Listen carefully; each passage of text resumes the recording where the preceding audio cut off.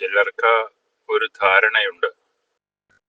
അതായത് എറണാകുളത്ത് ഏകീകൃത വിശുദ്ധ കുർബാനയ്ക്ക് വേണ്ടി ആവശ്യപ്പെട്ടുകൊണ്ട് സമരമുഖത്തും പ്രക്ഷോഭണത്തിനും ഒക്കെ തയ്യാറാകുന്നവര് സഭാ വിരുദ്ധരാണെന്ന് ചിത്രീകരിക്കുന്ന ചിലരുണ്ട്. എന്നാൽ ശരിക്കും സഭാസ്നേഹികളും സഭയെ സ്നേഹിക്കുന്നവര് അവര് തന്നെയാണ്. കാരണം കഴിഞ്ഞ ദിവസം എറണാകുളത്തെ ഒരു പ്രിയപ്പെട്ട വൈദികനുമായി ഫോണിൽ സംസാരിക്കാൻ കഴിഞ്ഞു. അദ്ദേഹവുമായി സംസാരിച്ചപ്പോൾ അദ്ദേഹത്തിന്റെ വാക്കുകൾ അങ്ങേയറ്റം പ്രചോദനം നൽകുന്നതായിരുന്നു. അച്ഛൻ പറയുന്നത് ഇപ്രകാരമാണ്: നിങ്ങളുടെ പരിശ്രമങ്ങളും നിങ്ങളുടെ ആവശ്യങ്ങളും തികച്ചും ന്യായയുക്തമാണ്.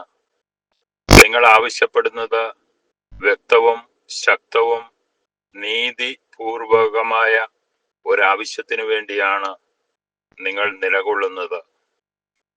ഏകീകൃത വിശുദ്ധ കുർബാന അർപ്പിക്കട്ടെ അർപ്പിക്കാതിരിക്കട്ടെ, അതല്ല പ്രശ്നം. എന്തുകൊണ്ടാണ് ഏകീകൃത വിശുദ്ധ കുർബാന അർപ്പിക്കാത്തത് എന്നതിനെ കുറിച്ച് യാതൊരു വ്യക്തതയും വൈദികര് പറയുന്നില്ല എന്നുള്ളതാണ്. മറ്റ് വിഷയങ്ങൾ വിശുദ്ധ കുർബാനയുമായി കൂട്ടിക്കുഴയ്ക്കേണ്ട കാര്യമില്ല.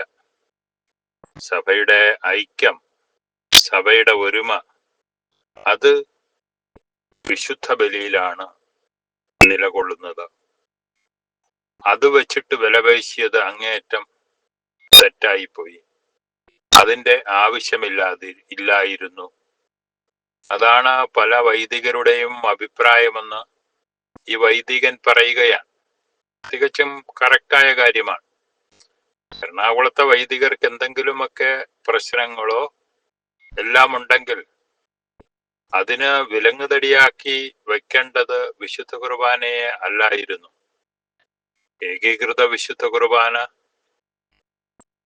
എല്ലാവരും അർപ്പിച്ചുകൊണ്ട് അവര് ആത്മീയതയിൽ ഒരുമിച്ച് നിൽക്കാൻ പരിശ്രമിക്കേണ്ടിയിരിക്കുന്നു. മറ്റു കാരണങ്ങളും വിഷയങ്ങളും തർക്കങ്ങളും അതിനെല്ലാം പരിഹാരമുണ്ട്, അതിനെല്ലാം വേദികളുണ്ട്, അതിനെല്ലാം സംസാരിക്കാനുള്ള അവസരങ്ങളുണ്ട്. പക്ഷെ ഇപ്പോ കുർബാനയുടെ പേരിൽ ബലംപിടുത്തം വേണ്ടായിരുന്നു എന്ന് പറയുന്ന വളരെയധികം വൈദികര് ഉണ്ട്. പക്ഷെ അവർക്കാർക്കും പരസ്യമായി പുറത്തു വരാൻ സാധ്യമല്ല എന്നാണ് ഈ വൈദികൻ പറഞ്ഞത്. അതുകൊണ്ട് ശരി, ഏകീകൃത വിശുദ്ധ കുർബാനയ്ക്ക് വേണ്ടി നിലകൊള്ളുന്നവരുടെ ഭാഗത്താണ് എന്ന കാര്യത്തിൽ യാതൊരു സംശയവും വേണ്ട.